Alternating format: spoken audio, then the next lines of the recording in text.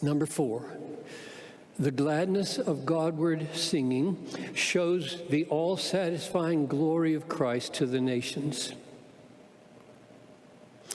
So what does it mean that missionaries of Christ sing and call the nations, like we just sang? They call the nations to join them in singing. What does that mean? I'm singing as a missionary. I'm calling you. Let the nations be glad. Sing for joy to the Lord. What does that mean? It means that the Great Commission is a global command of God to be glad in God. That's our command. Let the nations be glad. Let them sing for joy.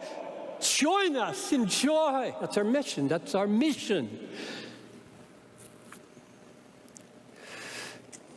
And we call them to it not because it's the right thing to do, but it's the inevitable thing to do when you've tasted the forgiveness of sins, when you've tasted the rescue from hell, when you've tasted the imputation of righteousness, adoption into God's family, the hope of being with God forever, shining like the sun in the kingdom of your Father. Will you not sing? It's not a burden. It's an invitation to a banquet. And in the banquet, we have the confidence that every burden will be lifted and every inner disinclination to sing, which so many of you have, will be taken away. And you will be free. And every single born-again person in this room will sing in that day, either like a nightingale or like the trumpet of God. Number 5, the gladness of God, the gladness of Godward singing is a sign that the kingdoms of the earth belong to Christ. Psalm 138. All the kings of the earth shall give thanks to you, O Lord. O Lord, for they have heard of thy words, of the words of your mouth, and they shall sing of the ways of the Lord. That's all the kings of the earth are going to sing to the Lord, for great is the glory of the Lord. Or Isaiah 34:16, they lift up their voices, they sing for joy over the majesty of the Lord. They shout from the west, from the ends of the earth, we hear songs of praise to the righteous one. So this is the sign. Singing, global singing, among all the powers, is the sign of the triumph of Christ among the nations.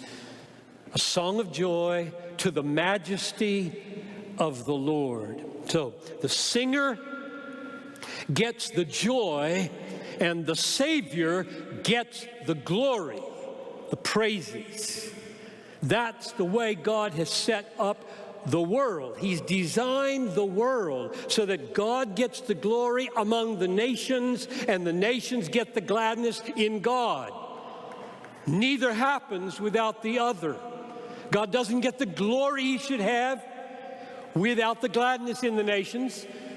The nations will never be glad in God except through knowing, loving, delighting in, being satisfied by the glory of God. There is one united goal for the universe, namely the glory of God in the gladness of the nations in God. A gladness that is of such a nature that it cries out, "What language shall I borrow?" And answers, "I will borrow the language of singing, and I will summon the nations to join me."